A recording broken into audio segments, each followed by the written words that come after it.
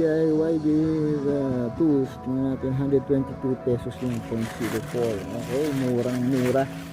So these tools, yan. Ito guys, pakita ko lang sa inyo yung tools na aking in-purchase. Ayan po, sa motor po ito, sa makina. Yan, pang baklas. Yan, bumili na po tayo kasi habang mura, dati mahal po ito. Ayan, so ayan, pakita ko lang sa inyo yan. Yan po yung binili ko.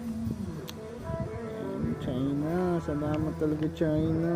Hindi sa inyo, wala kaming magmurang pyesa. Hindi 22 lang. Ayan guys.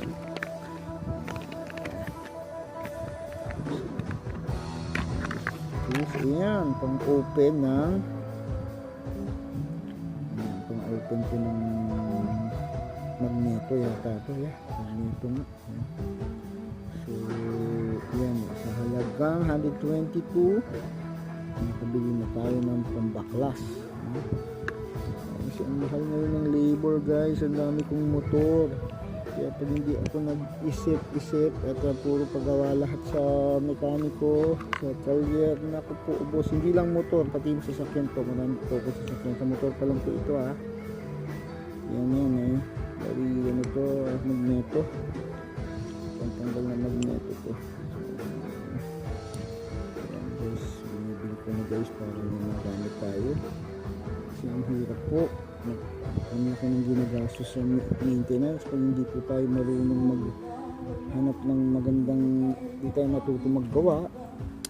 Nakempuhan tayo sa siraulo at siraan tayo sa kalit, kapag tayo sa siraulo, madadagdagan ng sira ng inyong sasakyan yung motor, kaya dapat talaga maging street smart, matuto, lalo na tayo.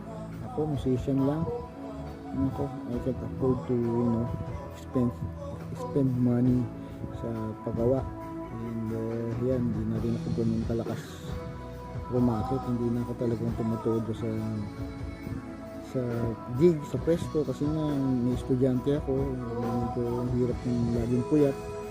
So I need to find ways na magkaroon ng ibang racket. At saka syempre, yan yung mga maintenance mo. Yan, sa sasakyan, kailangan ikaw na mismo gagawa. Yan. So kung dami ko rin natipid kasi naman naging problema ko. Yan, yung mga bills, tubig, may alco, yan, mga problema natin.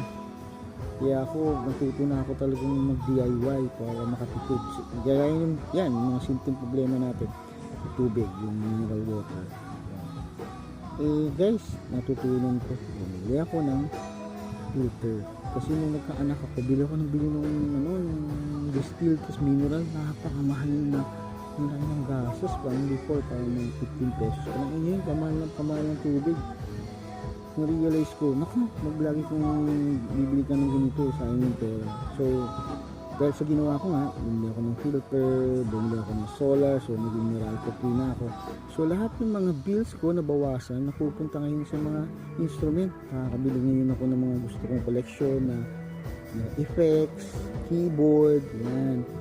Nakakabili na ako. So, dati hindi ko nagagawa yun, kailangan kong kumayod kalabaw. Ngayon, chill lang, pero alam mo yun, pag pumasok yung income ng pera, pumasok lalo na susunog lang sa maintenance ng tubig dito, kung nagbabayad ng tubig sa bahay namin dito sa nanay ko, and also na ayun, yung sa baon ng mga bata sa estudyante, yun lang. So yun lang yung pinoproblema ko, yung mga sasakyan ko. So bumili na ako ng mga gamit, ako na lang gagawa. Kaya ito guys, isa sa mga magiging tools ko when it comes to DIY. Alright, hanggang dito na lang guys. Jeremy in the house. Thank you for watching.